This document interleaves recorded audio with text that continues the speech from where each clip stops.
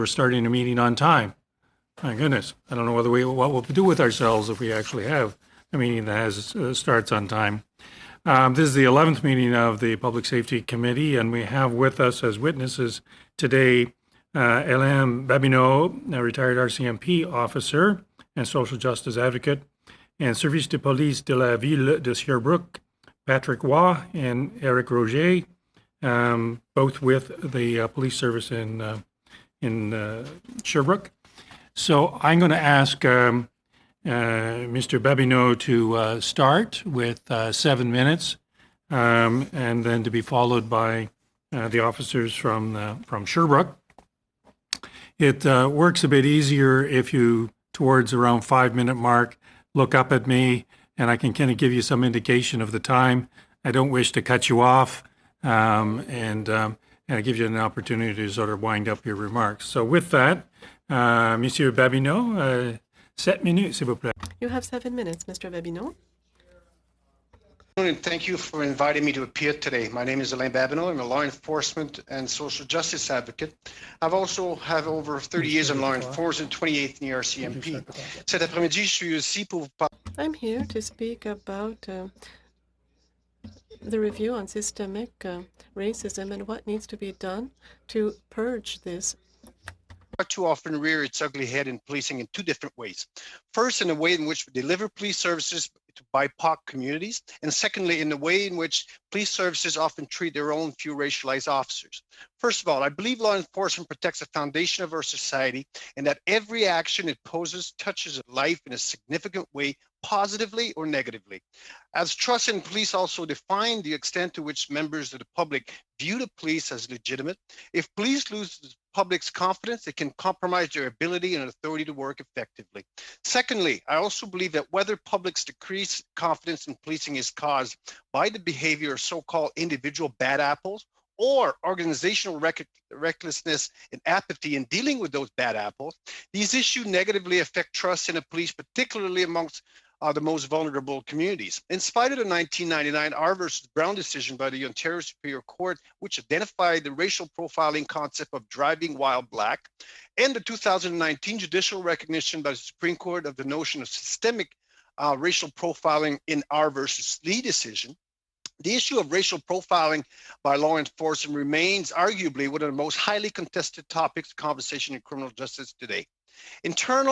This systemic discrimination has been part of policing organization for decades and cannot be addressed without unless identified clearly.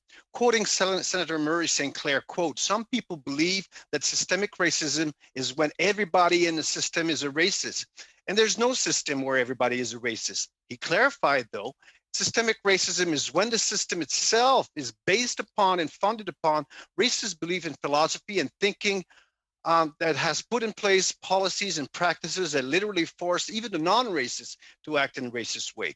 The 2019 National Security and Intelligence Committee on Parliamentarians annual report revealed that resistance from diversity and inclusion is strongest among the non-commissioned officer rank from which the future officers are drawn. As commissioned officers are decision makers and leader in policing, this information is very concerning to me. During my 30 years in law enforcement and since George Floyd's death, I have spoken to enough BIPOC officers to know that what I personally experienced and witnessed during my service is reflective of the experience of many with systemic discrimination within their respective organization. We must keep in mind that in policing, possibly more than any other field, the possession of social capital is essential. In this culture, trust, norms, and networks approved by the dominant group and those who hold the key to success determine who achieve advancement within the organization. Consequently, because of the lack of critical numbers, BIPOC members have also struggled with acquiring social capital. Pour être juste, au fil des ans, to be fair, over the years to try to respond to diversity measures, policies and practices have been adopted to try to reflect a community representation. However, in my opinion, we easily see the shortfalls linked to this. Rights complaints contain description of behavior that reflects a racist workplace culture. During an investigation, the dots are not usually connected, and the underlying pattern of systemic discrimination are not identified. From my experience with the Quebec Human Rights Commission, the Police Ethics Commissioner, as well as the Canadian Human Rights Commission, those agencies are far too often either unable or unwilling to investigate complaints of race or systemic discrimination in a meaningful way. As a result, those agencies perpetuate the problem of systemic racism in policing. With respect to police unions, historically, BIPOC officers have not felt heard by them. For example, the RCMP fledgling National Police Federation, which does not have a single BIPOC member on its board, essentially attacked the commissioner last summer when she finally recognized the existence of systemic racism in the RCMP. However, the NPF is not alone. Right across Canada, police unions have rapidly been rejecting the existence of any form of systemic discrimination within their particular service. As a result, various iterations of backlash have been felt by BIPOC officers right across the nation. As I said during my entire declaration, systemic discrimination and inequalities in this profession are profoundly linked to prejudices and exclusion. In the fight against discrimination, we have to examine policies, practices, and behaviors that can authorize and tolerate discrimination in each and every police organization. Meaningful effort in the area of employment equity and policing, the federal government now has an opportunity to direct meaningful cultural changes in the RCMP so that it becomes an example for all other police services in this country to follow. Number two, with respect to racial profiling, I believe that the federal government must also take the lead and pass an anti-racial profiling law. The proposed bill was tabled by the NDP government in 2005, but it died in the egg because of federal election. Ladies and gentlemen, with respect to eradication of systemic racism in policing, I say to you, if not now, then when? With that, I'll call on whatever order of the Sherbrooke Police Service wishes to go first.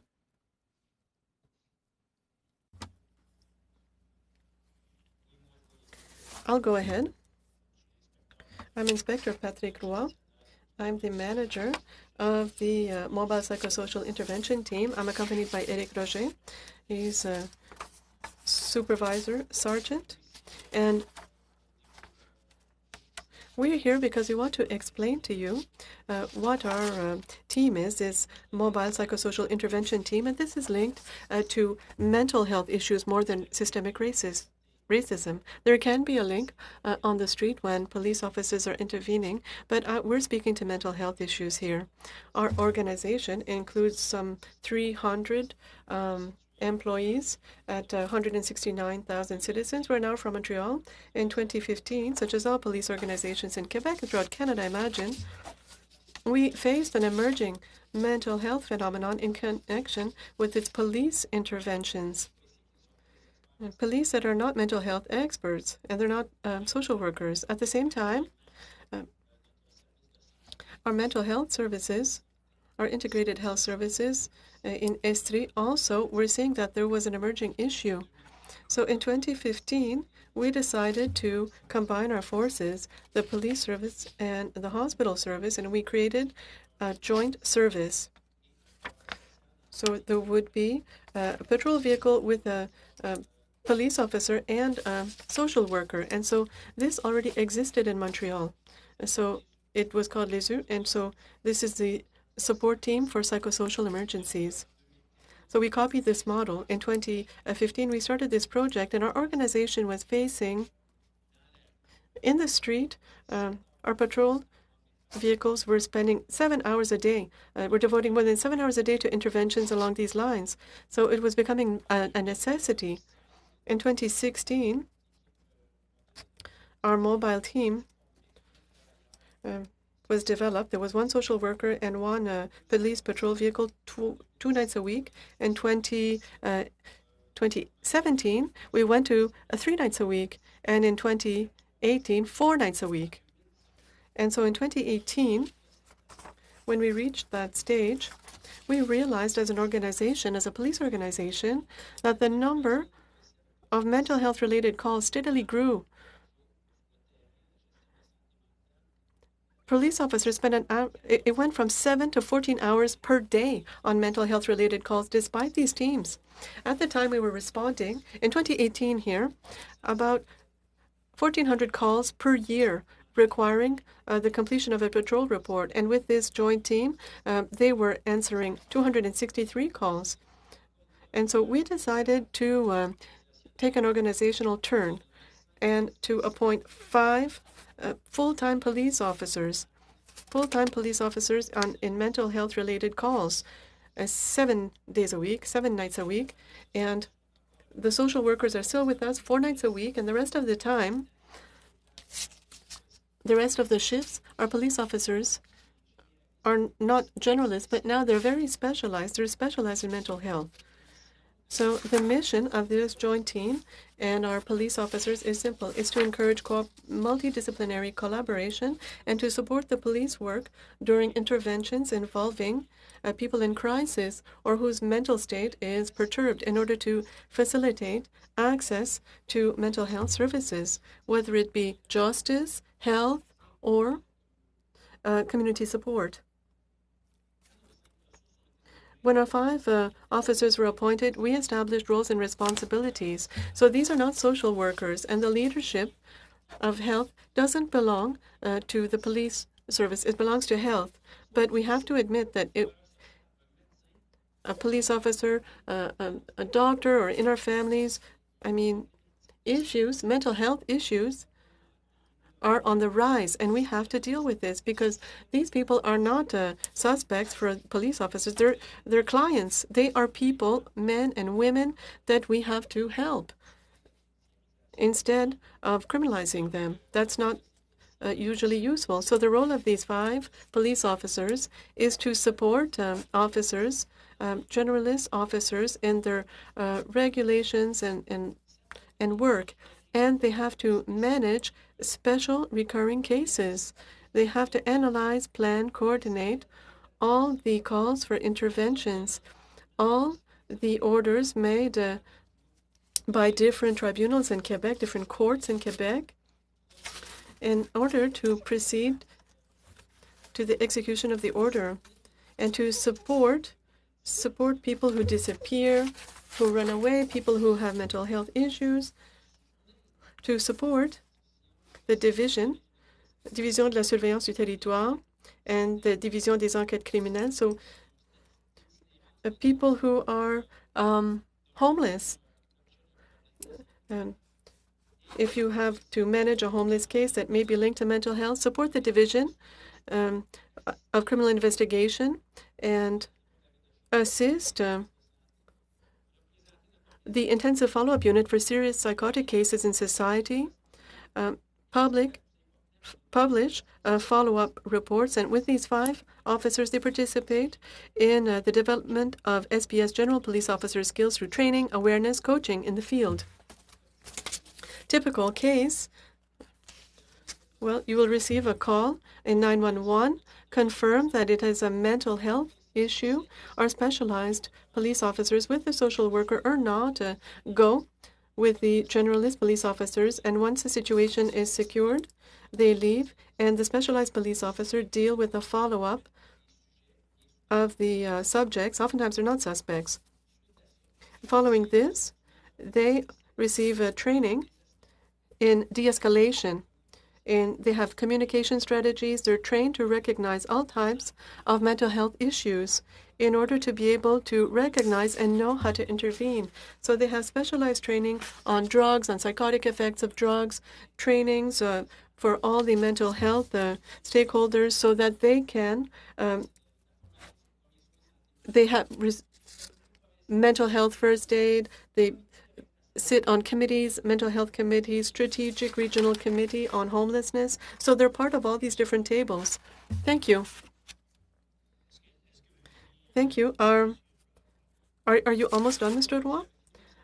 I think I'm over my 7 minutes. Okay. Okay, so if you have any questions, we can talk about the results that we've noticed. Okay, great. Mr. Mott's Madame Lapadopoulos, Madame Michaud, and Mr. Harris. Mr. Motts. Thank you, Chair. Thank you very much, Chair. And thank you very much to our witnesses, Mr. Babineau, Inspector Roy, and Sergeant Roger. I can't help it, Inspector, you must get a lot of fun playing with that name of yours. You must get a lot of mileage out of that, given your goaltender with the Canadiens for years. So good for you. I want to ask both of your groups a couple of questions. I'll start with you, Mr. Babineau. And first of all, for all three of you, thank you for your service to the communities and for your.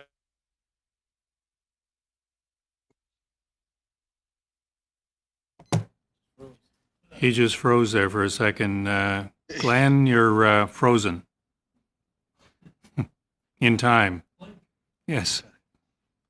Glenn, talk to us.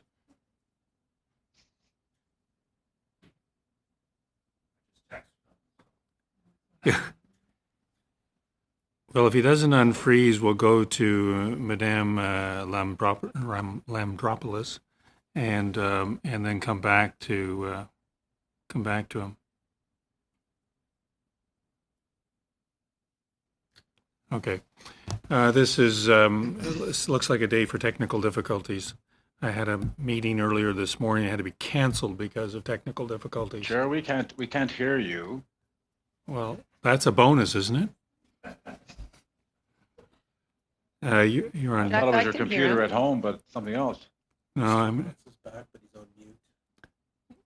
Glenn, you're on mute. Sorry, I don't know. Everything just went blank on me here, Chair. Okay, well, you can wind back to where you were complimenting the inspector on his goaltending skills. Thank you. Mr. Babineau, I just want to ask you directly about the RCMP complaints process. As I was saying, we know that it's backlogged and complex, but that's the public complaints process. I want to focus more on the internal process. We had a witness last week that was at our committee and spoke of some of the issues going on inside the complaints process.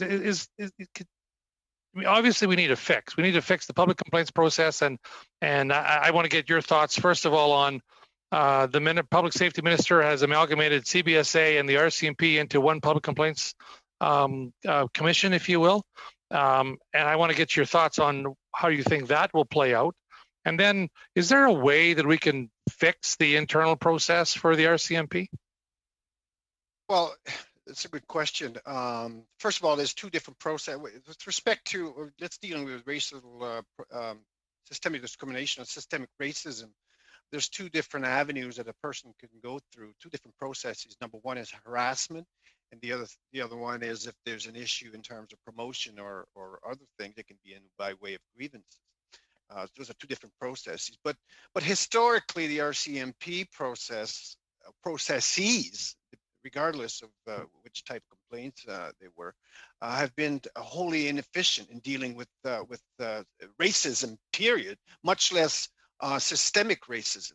I still think that there's a lack of understanding, a lack of acknowledgement, and really, frankly, a lack of training in terms of, being able to investigate systemic discrimination complaints. So, with that being said, sir, then what do you propose? If we're going to need a new oversight model, clearly, absolutely, clearly. So if that's the case, what do you suggest that model should look like? The model should be, first of all, totally independent from the RCMP, so it should be completely separate. It should be diverse in composition, and it should be well trained in what systemic racism is all about. So until that happens, I'm afraid that those complaints will be woefully handled. Well, if with that in mind, is there a best practice model that exists currently in this country that the RCMP could model after? Not quite frankly, I'm not aware of any. The Ontario Human Rights Commission might be the closest thing to a model which is able to investigate systemic racism within police agencies. It did that in North Bay, I think, with the North Bay Police Department, I believe, a few years ago. it identified a systemic pattern of racism within that police department. But I think that would be the closest thing to a model that we can sort of hope that the RCMP could aim to become. All right. Well, thank you for those comments, Inspector Waugh. I got a couple comment or questions for you. Now, this mobile psychosocial intervention team that you described so well for us, did your service receive any additional funding from government, either provincial or federal, for that program? M'entendez-vous? Oui. Can you hear me? Yeah. Non, non, aucune subvention. No, we didn't get any funding from anyone else. It was coming from our own budget.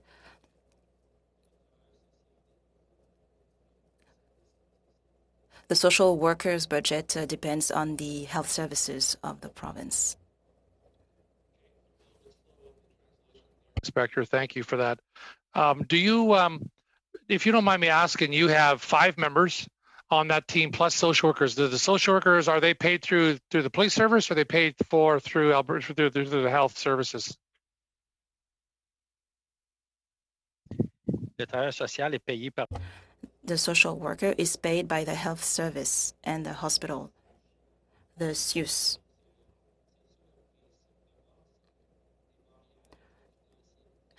There are confidentiality barriers. Therefore, social workers cannot disclose everything to police officers. This is why the social worker should still report to the health services. That way they can access information easily.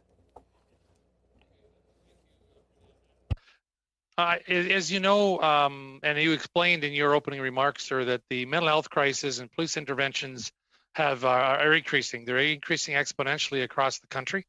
You know, and they've been increasing for decades, and the policing community is the ones that seem to be the ones being responsible to respond to it. So I was curious to know how you explained how you do this. If I understand you correctly, you have if you have a person in crisis, they can report to or the specialized members of this unit respond with responding units, and then if once the coast is clear, then and everything the risk is mitigated, then those the patrol officers leave and the specialized unit stays there. Is that correct? C'est ça. Quand que. Yes. So I've been working with mental health related issues for years. I would say that the core issue is social workers, but the danger aspect would always be police work. Now, as soon as threats are controlled, then general police officers leave and specialized police officers come into play, as well as social workers. Inspector, Madame Lavandropoulos, please, 6 minutes. Thank you, Mr. Chair. And I'd like to thank the witnesses for being here with us today. Merci beaucoup à tous les témoins qui sont là. Thank you to all witnesses for being here today. My first question is for the police service of Sherbrooke. A victim was killed further to a police intervention in Montreal. His name was Matthew Sheffield, a 41-year-old man. He was described as a father who spent all his money for his children. He used to work in a long-term care facility. He experienced poverty, and he was a hard worker. Looked up to as a beacon of hope. And he was going through a crisis at the time that he was found by police on that morning in NDG.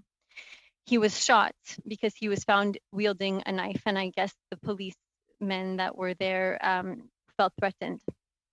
I'd like to know if you can maybe tell us what the protocol would be in such a situation. What should it have been in order for this innocent man or someone who overall is a good person to not be shot by people who are there to protect society and to protect citizens. And rather than, being killed at the hands of the police, what do you think should have happened in that situation, and how can we prevent situations like this from happening again?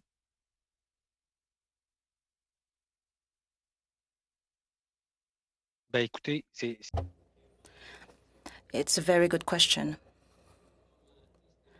I cannot comment on that specific event because I don't know all the details. What I can say is the following. In Quebec, police officers are trained not to kill anyone, but to protect and save lives. The mandate of the police is not to kill someone. That being said, it is not the mandate of the police to be killed either. And I cannot comment on that specific event because I don't have the details. But if a police officer is dispatched on the location, and let's say someone opens the door and holds a baseball bat and starts attacking the police officer, then the police officer will have to react. Do we want police officers to attack? No. But when police officers face attacks and assaults, they have to do something. But once again, the danger aspect is the responsibility of police officers. But anything related to mental health crisis is the responsibility of social workers. I'm not sure if I'm clear, but sometimes police officers are facing situations where they have no other choice because they have to protect themselves or they have to protect someone else from themselves. The mandate of the police is not to kill anyone, at least in Quebec. Thank you. My next question is for Mr. Bemino. Once again, thank you for appearing today. I'm new in this committee, so I haven't had the chance to hear the previous testimonies. That being said, last week was my first meeting with this committee. Mr. Bastarache talked to us about misogyny in the RCMP. So here's my question for you. According to you, what makes racism systemic in the RCMP? Why do you think racism is systemic within the RCMP? Can I answer in French or English?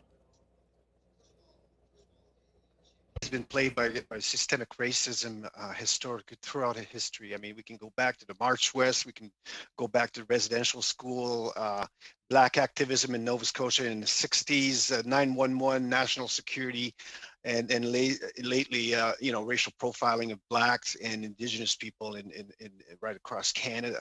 So that's nothing new there. You can go back to 1941 when you have two Black Nova Scotians that applied to join the RCMP, and they were perceived as being problems for the RCMP, and they were, offered to write the exam, the entrance exam, in the hope that they would fail. Coincidentally, they failed the exam, and it wasn't until the 70s until the RCMP got their first Black member within the organization. So there's been a systemic, pattern throughout history that cannot be denied. I'll give you a quick example. For 2.5 years, when I was in the RCMP, I assisted a member of the RCMP who was denied promotion on 3 separate occasions within the same unit in which he had been part of for 15 years. Okay, the last time that he was denied promotion, the person that got promoted, a white individual, well, that Black officer had trained that person. Okay, and everybody in the unit couldn't believe this was happening.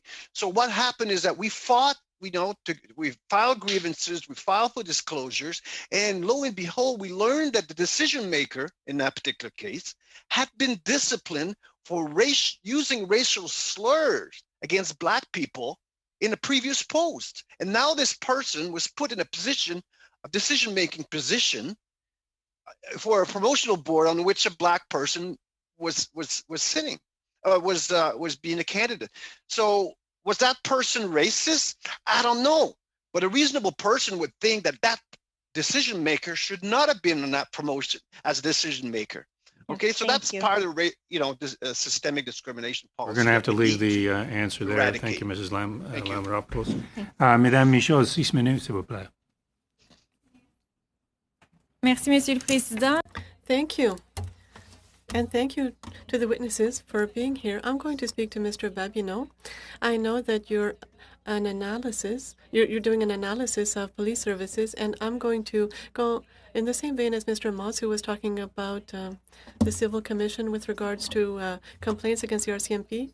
And if I understand, the process is not that independent in the end, because if someone wants to make a complaint, someone from the public, it's sent to the commission, it's sent to the RCMP, there's a study, and then it's only if the plaintiff is not satisfied with the RCMP answer, or if the commission is not satisfied with the answer, that there will be a second investigation, and this can take between 10 and 15 months and even longer before this person gets an answer. So it doesn't really seem that independent. In your opinion, should it be even more independent? And if we look at the Bastarache report, do you think there should be an independent body for RCMP officers themselves and employees who are victims of prejudice within the RCMP?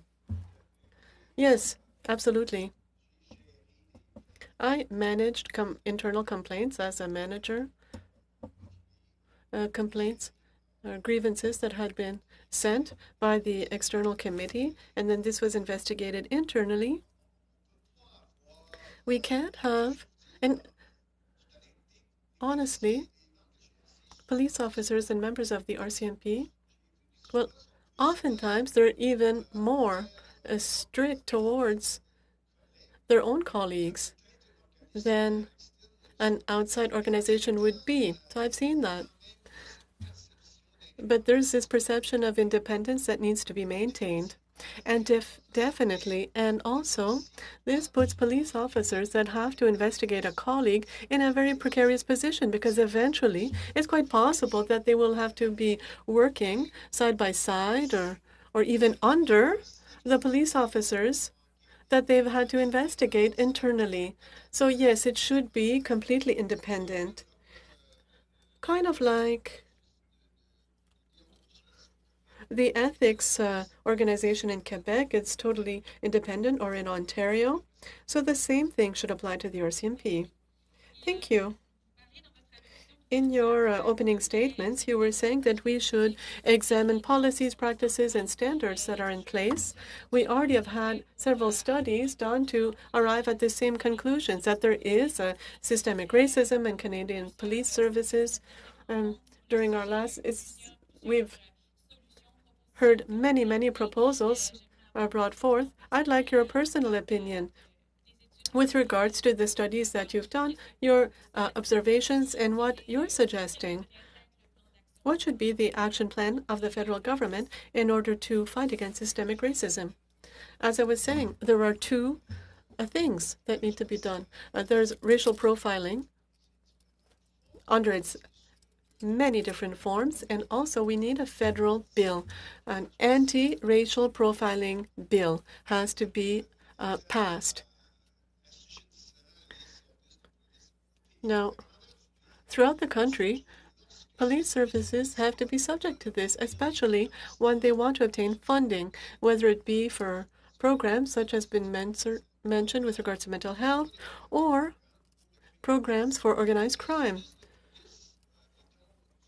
The police service in Quebec should have in place an internal policy against racial profiling and training for its police officers, and also openness and diversity if they want to aspire to obtain federal funding for their operations. I say that this is absolutely essential. Otherwise, there will be no change. There will really be no change. And secondly, with regards to diversity, within police services, Quebec is the worst province when we talk about diversity.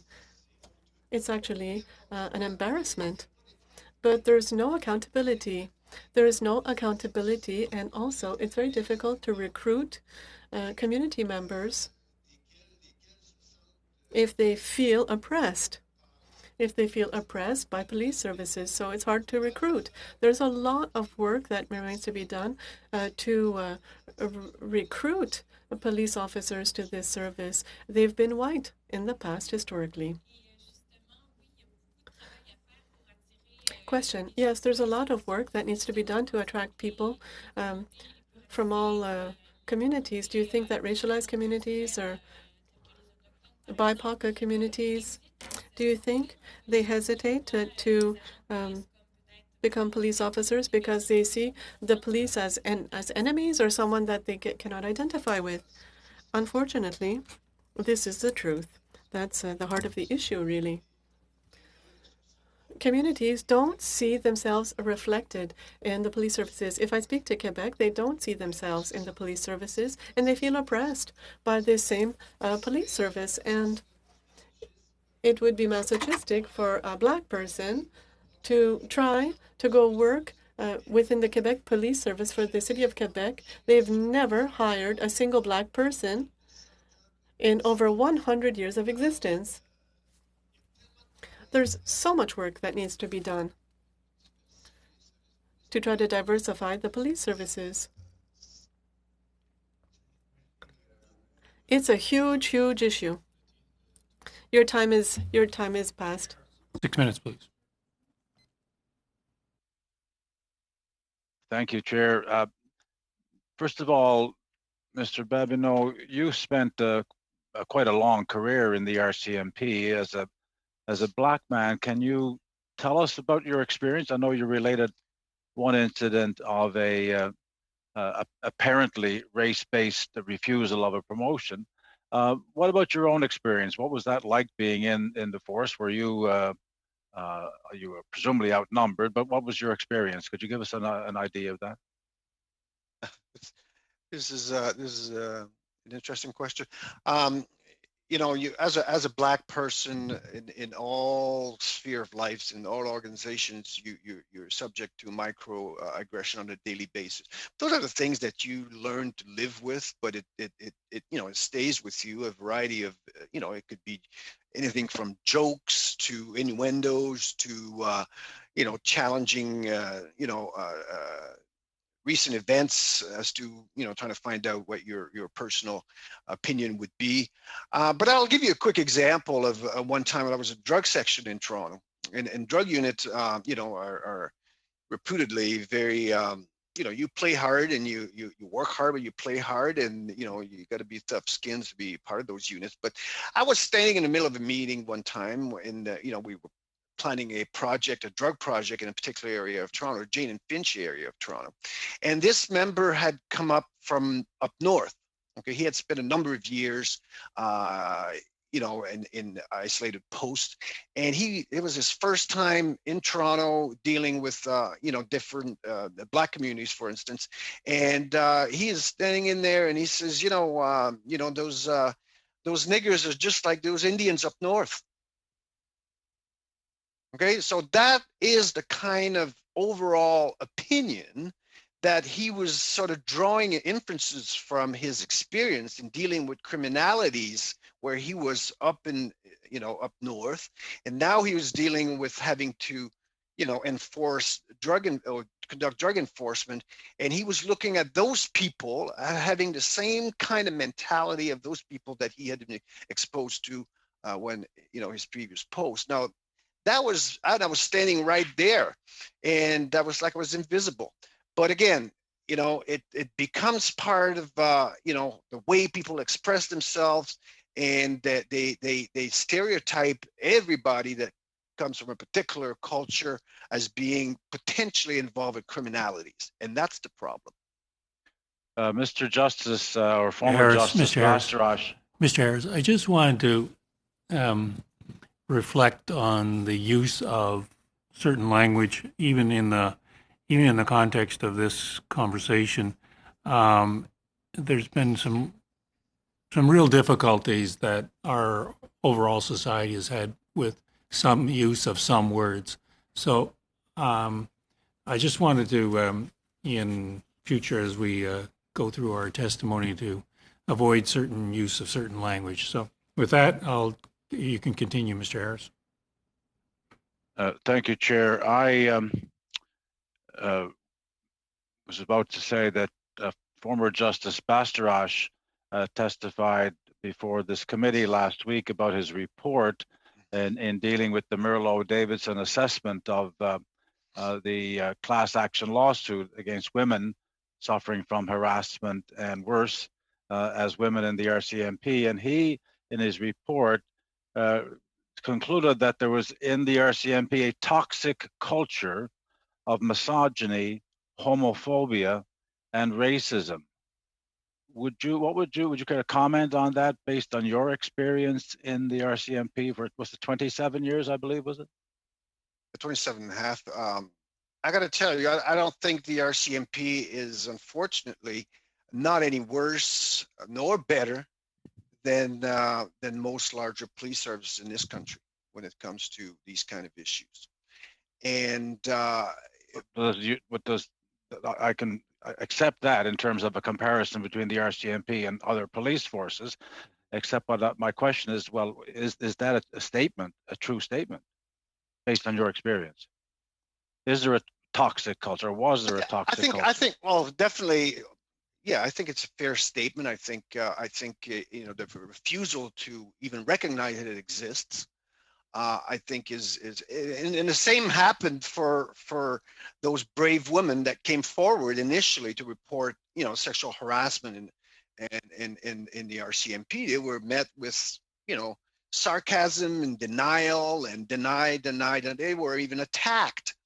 And I got to tell you, since I've come forward in sharing my experiences, I've been attacked. I've been, you know, doubted. I've been, you know, people don't believe and they think I'm making this stuff up. And so that's the reality that we live with in the RCMP. And I can tell you, because I'm in contact with police officers from right across Canada, from various different police organizations, and it's the same in most large police organizations. So there's this lack of belief that these things exist.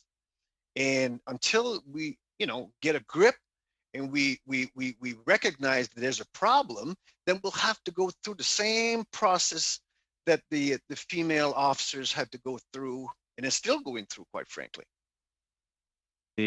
Could you reflect on whether that attitude or that culture, if we use that word, did that carry through in terms of the actual carrying? And you did mention at the beginning in passing that the racism existed in terms of the service provided as well. So is that reflected in how others who were interacting with the RCMP when you were there, was it reflected in that behavior as well? I mean, in terms of service delivery? Well, in terms of, you know, it was suggested, for example, that by many of the women who talked to Justice Bastarache as part of this lawsuit, that the attitude towards women that they in the force itself was also reflected as to how they treated women or Indigenous people that they were supposed to be interacting with or protecting. Yeah, well, You have to leave. We're going to have to leave the question there. Mr. Harris is way over his time. And maybe you could circle back in on the answer at some point. Sure. It is an important question. Colleagues, we have 15 minutes and we have 25 minutes of questions in the next round. I'm going to arbitrarily drop a minute off everybody's questioning. That way we're somewhere close to the time that we've allocated. Mr. Couric, you now have 4 minutes. Thank you very much. So I'll try to keep this brief, and thank you to our witnesses, and thank you as well for your service in our communities. I would like to I understand that time is short, but to the officers from the Sherbrooke Police, you had mentioned right at the end of your opening remarks about outcomes. Would you be able to briefly summarize the benefits and outcomes from the program that you've described to us? Oui, l'avantage. Yes, the advantages the benefits of this psychosocial mobile team is to prevent this revolving door phenomenon. People who go into the hospitals and then they leave immediately after, to develop better adapted police intervention, to increase the level of expertise within our organization. And one point that's really important for you is that this team, our mobile team, avoids the involvement of the legal system and over-involvement in the legal system. And this is a wonderful aspect to our team. We maximize a peaceful ending to the event. I don't have statistics on this, but our police officers in the past year did over 300 follow-ups of recurring cases, and these are cases where we would have received calls that needed to be managed by our police officers. Would there be a confrontation? How could this have been avoided? Well, in Sherbrooke,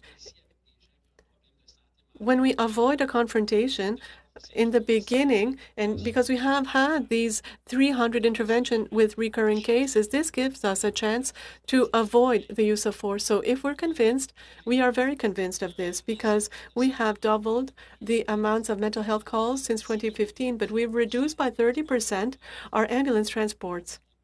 So we're doubling the number of calls, we're reducing by 30% the ambulance calls, and we are avoiding non-essential hospitalizations. So all those advantages are direct advantages about the team. And I appreciate that, and I wanted to give you a chance to follow up on those remarks. Now I have about a minute and a half, so to our other witness. Regarding mental health, while police have some training, mental health is not generally seen to be the expertise of a police officer. What response models have you seen in your experience about how to ensure that there's effective mental health responses with police officers responding to the wide variety of challenges that they would face?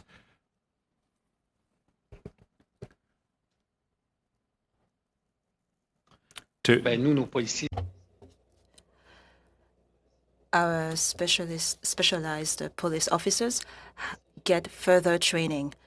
In Quebec, the general police officers get training with our national police school. They get training related to social issues. We even reviewed communication, active listening, and de-escalation. It's not only for our service police in Sherbrooke, but also for all police services in Quebec. In order to manage as best as we can a mental health related crisis, then we make sure to have good communication and that police officers get training in de-escalation. It's also important that police officers get different communication channels so that our interventions can be efficient. You will definitely intervene differently if you're dealing with someone who has schizophrenia or someone who's depressed. Inspector Roy. Please.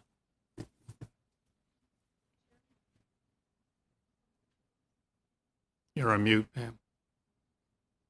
Did you call my name? Yes. I couldn't hear you. Okay, great. Thank you, Chair, and thank you to both our witnesses. Just a really quick question for you, Monsieur Roy from the Sherbrooke Police. You mentioned when you changed your mental health response, you went to 5 full-time police officers and who specialize in mental health, and then you still have the other ones who are partnered. Can I ask why you didn't just go with 5 full-time mental health professionals?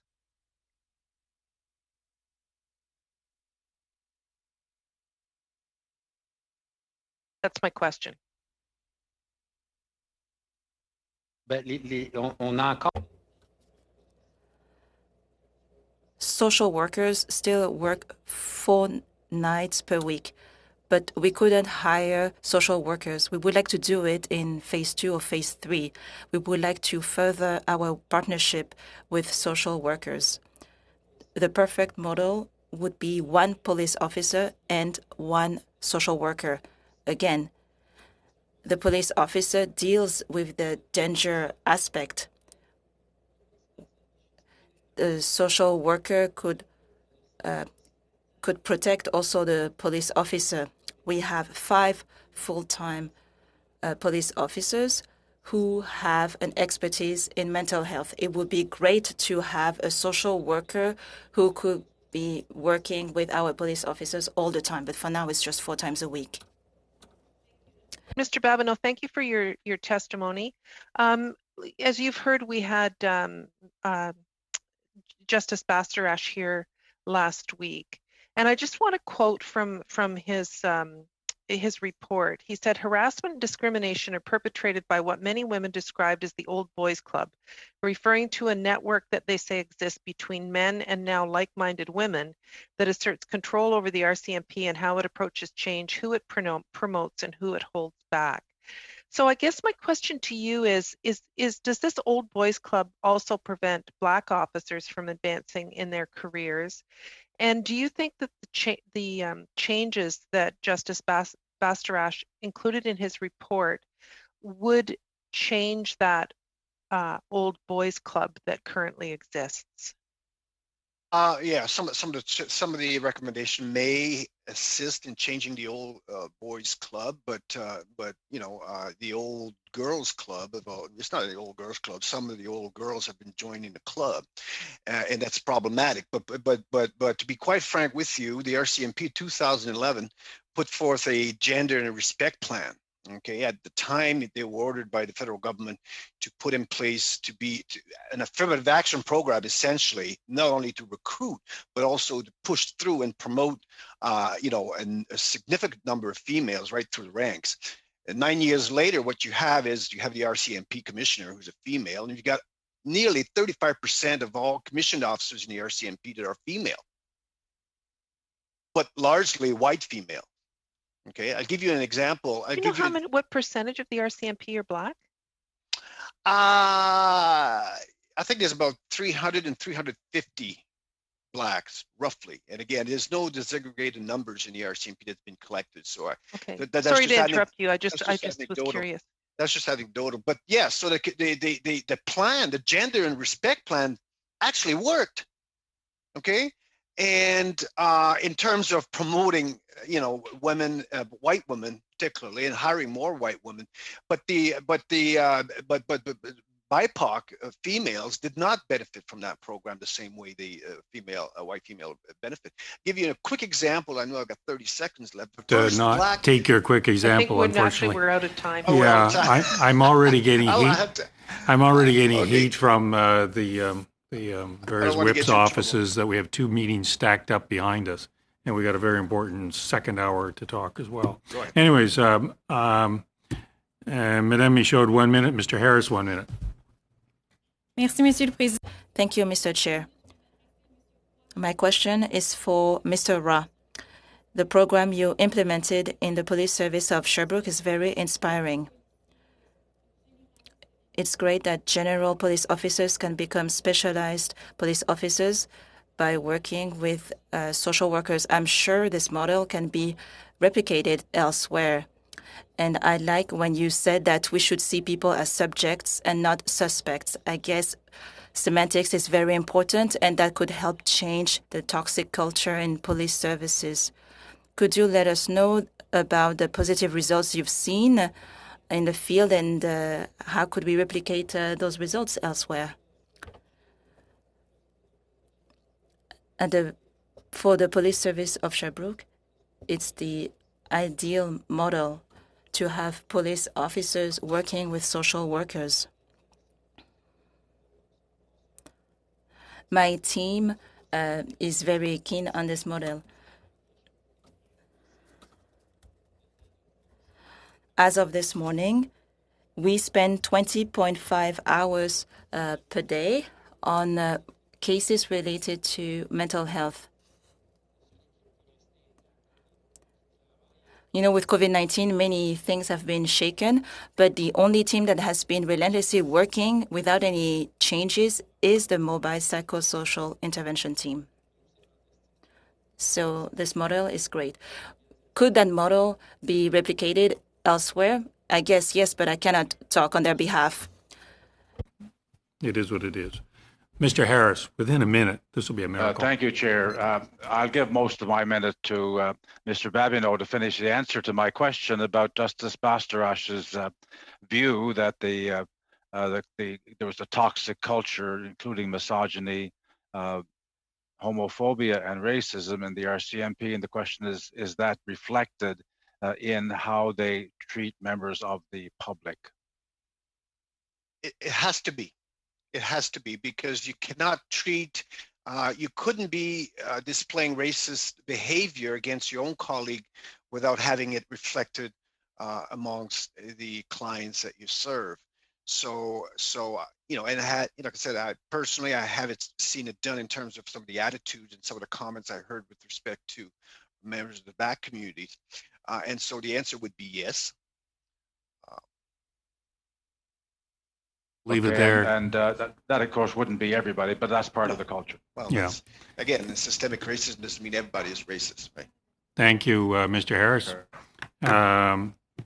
Van Popta, 4 minutes. Good. Thank you very much. I'm just going to pick up, Mr. Babineau, right where you left off. Earlier in your testimony, you gave what I thought was a very good working definition of what systemic racism is. And that, of course, is the central theme of this whole study. So maybe you could repeat that. I think it would be advantageous for us to have that in testimony as we're putting our report together, to have a good working definition of the term. But I was actually, you know, I can't take credit for that definition. I was actually quoting, you know, Senator Sinclair, his definition of racism. But essentially, he said that some people believe that systemic racism is when everybody in the system is a racist.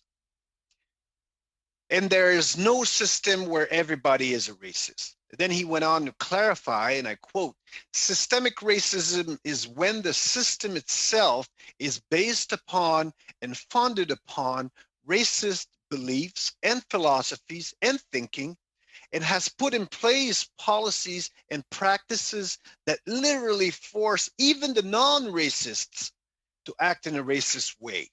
So, you know, the biggest backlash that we get from this idea of systemic racism, and we find that here in Quebec, is this automatic fear that we're accusing everybody of being a racist. But that is not the case. That is not the case at all. Well, thank you for that. Now, in your many years of experience in working in the police services, have you seen improvement in systemic racism? Like, do we have less of it today than we did, let's say, 20 years ago? No. Not moving in the right direction? I don't think so. I definitely not in terms of systemic racism. It's more sophisticated. It's more insidious. But it's still pervasive. It's still very much present, and you know, and the biggest challenge is the backlash that any attempt at changing the status quo creates amongst the you know, the majority of the membership.